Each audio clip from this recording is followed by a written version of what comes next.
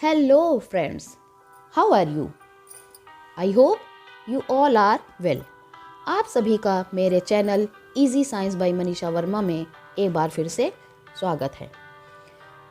वैसे तो हमारी पृथ्वी बहुत ही रहस्यों से भरी पड़ी है। आज मैं आपके लिए एक रहस्य से भरी हुई जानकारी लेकर आई हूँ। इस ब्रह्मांड में कई सौरमंडल हैं और हर सौरमंडल में कई ग्रह हैं, जैसे बुध, शुक्र, पृथ्वी, मंगल, बृहस्पति, शनि, यूरेनस और नेपच्यून। बृहस्पति का नाम रोमन सभ्यता के देवता जुपिटर के नाम पर रखा गया था। इसे गैस का दानव भी कहते हैं, क्योंकि इस ग्रह की अपनी कोई ज़मीन नहीं है, बल्कि पूरी तरह से गैस के बादलों से बना है। बृहस्पति बहुत ही ठंडा है और इसका औसत तापमान -145 डिग्री सेल्सियस है। बृहस्पति पर एक दिन 9 घंटे 55 मिनट में पूर्ण हो जाता है। 1610 में गैलीलियो ने सबसे पहले बृहस्पति को दूरबीन से देखा था तथा इसके सबसे बड़े उपग्रह आयो, यूरोपा, गैनीमेड और कैलिस्टो की खोज की थी। इसलिए इन चारों को बृहस्पति के गैलीलियाई चंद्रमा भी कहा जाता है। ये 4 पहले उपग्रह थे जो पृथ्वी से अन्य किसी ग्रह की परिक्रमा करते पाए गए थे। इन चारों का व्यास 3138 किलोमीटर है, जो हमारे चंद्रमा से चंद्र किलोमीटर ही छोटा है। बृहस्पति के कुल 79 उपग्रह हैं, जो सौर मंडल के किसी भी ग्रह से सबसे ज़्यादा हैं। आज हम बृहस्पति के रहस्यमय चांद यूरोपा के बारे में जानेंगे। यूरोपा हमारे सौर मंडल के 5वें ग्रह बृहस्पति का चौथा सबसे बड़ा उपग्रह है। यूरोपा की सतह पर बृहस्पति के रेडिएशन का प्रभाव काफ़ी है। हर रोज़ सतह पर लगभग 540 रैम का विकिरण पड़ता है। बृहस्पति के चांद यूरोपा से जुड़े एक्सपेरिमेंट में पाया गया है कि अंधेरे में रेडिएशन के कारण ये चमकता है। इसकी मदद से उसकी सतह पर मौजूद तत्वों का भी पता लगाया जा सकता है। हमारे चांद की चांदनी उसके चमक के बारे में तो बहुत ही ज़्यादा चर्चा हो चुकी है, लेकिन अब ब्रह्मांड में एक और चांद की चर्चा बहुत ही जल्दी होने लगेगी, जो कि खूबसूरती में किसी से कम नहीं।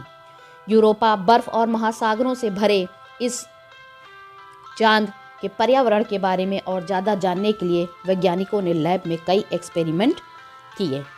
जुपिटर यूरोपा की सतह पर भारी मात्रा में हाई एनर्जी रेडिएशन इजेक्ट करता है। सतह पर टकराने से इनकी वजह से यूरोपा अंधेरे में भी चमकता है, जिससे एक बहुत ही खूबसूरत नज़ारा पैदा होता है। नासा की जेट प्रपल्शन लेबोरेटरी के रिसर्च में इसके बारे में डिटेल्ड जानकारी मिली है। जुपिटर से आने वाले रेडिएशन का यूरोपा पर मौजूदी तत्वों पर अलग अलग असर होता है। ये कहीं पर हरा, तो कहीं पर नीला, तो कहीं पर सफ़ेद दिखता है और चमक की तीव्रता भी अलग अलग होती है। तो ये कितना सुंदर दिखता होगा। वैज्ञानिकों ने स्पेक्ट्रोमीटर की मदद से रोशनी को अलग अलग वेवलेंथ में बांटा। हर स्पेक्ट्रा के आधार पर बर्फ में मौजूद तत्वों का पता लगाया। वैज्ञानिकों ने बताया कि इससे यूरोपा पर जीवन की संभावनाओं का भी पता लगाया जा सकता है। दरअसल यूरोपा पर भारी मात्रा में अंदरूनी महासागर है, जो सतह पर बर्फ के रूप में आता है। सतह की रिसर्च से वैज्ञानिक नीचे के तत्वों पर गहन रिसर्च कर सकते हैं। और सबसे खास बात ये रही कि आमतौर पर यह सूरज की रोशनी की मदद से किया जाता है, लेकिन नए रिजल्ट से ये पता लगाया गया कि अंधेरे में यूरोपा आखिर चमकता कैसे है। तो आइए इसके कारण के बारे में जानें। वैज्ञानिकों ने पहले के एक्सपेरिमेंट के आधार पर पाया कि यूरोपा की सतह बर्फ और मैग्नीशियम सल्फेट, इप्सम सॉल्ट और सोडियम क्लोराइड यानी टेबल सॉल्ट से बनी हो सकती है। नए रिसर्च में पाया गया कि यूरोपा जैसी कंडीशन में बर्फ में इन सॉल्ट्स और रेडिएशन की वजह से चमक पैदा होती है। अलग अलग कंपोजिशन की बर्फ के साथ एक्सपेरिमेंट करने पर चमक भी अलग नज़र आई। नासा 2020 के दशक में अपना मिशन यूरोपा क्लिपर भेजने की तैयारी में है।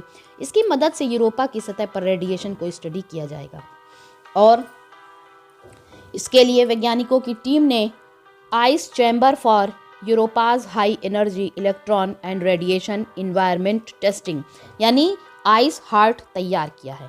इसे मैरीलैंड की high energy electronic beam facility लाया गया और यहाँ देखने की कोशिश की गई कि यूरोपा की बर्फ के नीचे ऑर्गेनिक मटेरियल पर रेडिएशन का क्या असर होगा। इस दौरान पाया गया कि अलग अलग बर्फ के कंपोजिशन पर अलग अलग चमक देखी गई और यही फ़र्क है कि हमारे चाँद और जुपिटर के चाँद में, कि हमारा चाँद तो सूरज की रोशनी से चमकता है और जब सूरज की रोशनी नहीं पड़ती तब वह अंधेरे में रहता है, लेकिन यूरोपा रेडिएशन की वजह से अंधेरे में भी चमकने लगता है। इस तरीके से आज हमने ये जाना कि आखिर प्रकृति में कितने रहस्य छुपे हुए हैं जो आज भी वैज्ञानिकों के लिए चुनौती बने हैं। तो आपको ये जानकारी कैसी लगी? आज के लिए इतना ही। हम अपने अगले वीडियो में फिर ऐसी ही एक रोचक जानकारी के साथ मिलेंगे। लेकिन अभी तक आपने मेरे चैनल को सब्सक्राइब नहीं किया है तो please like, share, comment and subscribe ज़रूर कर लें। Thanks for watching.